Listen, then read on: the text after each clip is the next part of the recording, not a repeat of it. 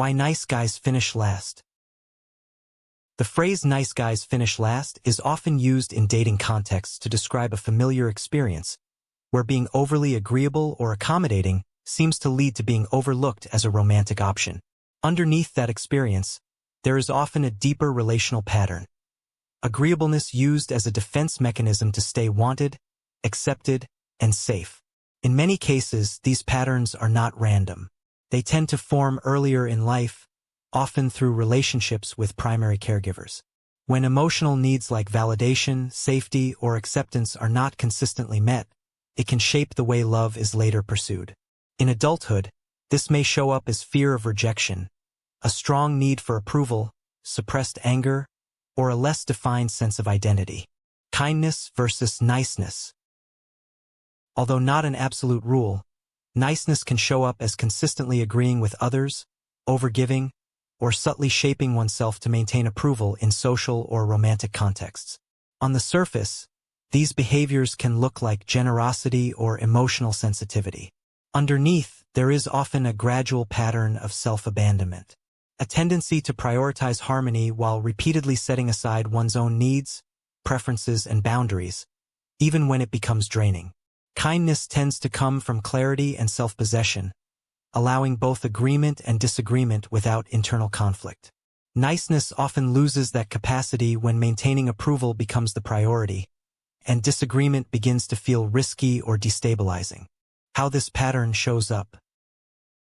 Over time, this creates a subtle shift in how someone exists in relationships. They become highly attuned to others, while slowly losing contact with their own preferences. Desires become quieter. Needs get postponed. Personal direction becomes less distinct. Most people have encountered this in some form. Someone agreeable, polite, easy to be around. Yet something about the interaction feels slightly unclear. Nothing is necessarily wrong in an obvious sense. Still, there is a lack of presence. No strong edges. No grounded sense of where they stand.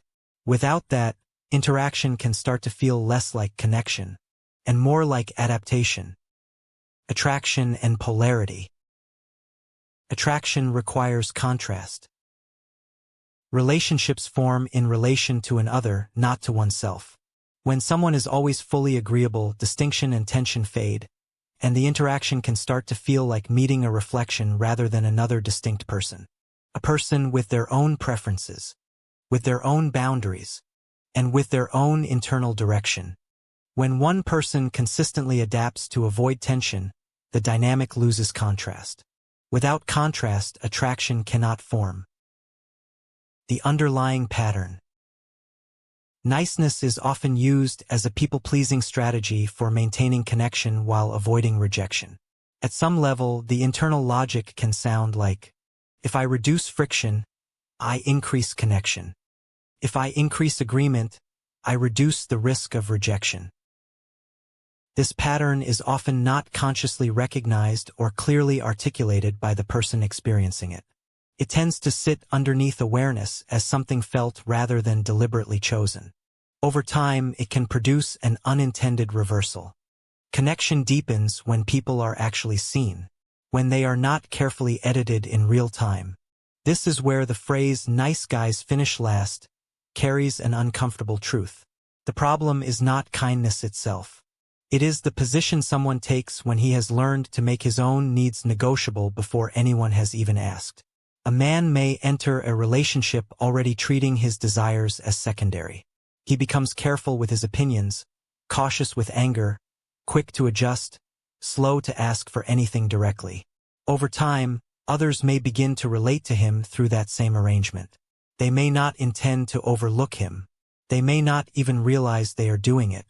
But there is less of him available to meet. In that sense, nice guys often finish last because they have learned to put themselves last. The world begins to reflect back the place they keep occupying. It reflects how much space they believe they are allowed to take. This can feel cruel because the pattern usually began as a way to stay connected. Being easy, useful, agreeable, and undemanding once made closeness feel safer. But the more someone edits himself to preserve connection, the less present he becomes within it.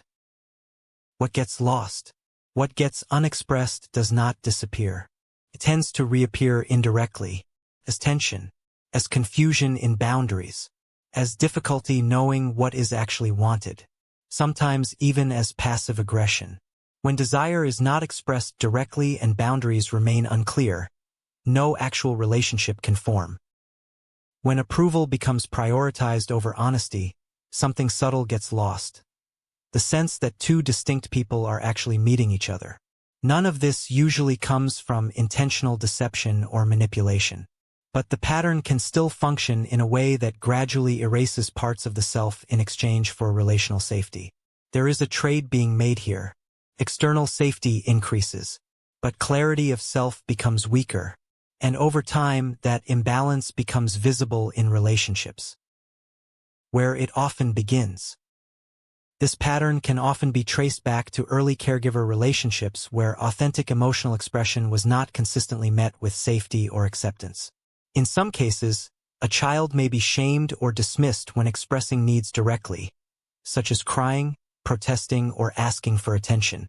Over time, the child may learn that visibility leads to tension, while suppression leads to safety. From a depth psychology perspective, this can resemble an early relational wound formed in the space between needing connection and learning to suppress expression. What later appears as niceness is often an adaptation shaped by that early environment. The label itself can feel slightly uncomfortable when viewed this way. It points less to personality and more to conditioning. A different direction. The point is not to reject niceties or to become colder or more detached. What is being described is not a fundamental flaw in character. It is a relational pattern shaped by early experiences around safety, approval, and emotional expression. The way someone relates to disagreement, the way they relate to visibility, the way they relate to their own needs in the presence of others. When these internal dynamics begin to shift, even slightly, the external experience of relationships tends to shift as well. What often becomes clearer is this: connection does not require performance. It requires presence. And presence becomes difficult when parts of the self are constantly being edited in real time. The remedy is not to train yourself to become better, more attractive, or to act like a jerk. It is to begin entertaining a new premise of identity. One that no longer depends on goodness or niceness as proof of worth. It is to start uncovering the parts of ourselves that may have been deemed ugly, unacceptable, or unsafe to show, and to hold those parts in the light of awareness without flinching. Slowly, this becomes a movement toward something more honest, more integrated.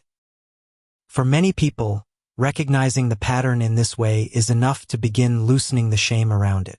What once looked like a flaw can start to be understood as an old strategy for staying connected, one that may have made sense then, but no longer has to determine how much of the self is allowed to be seen.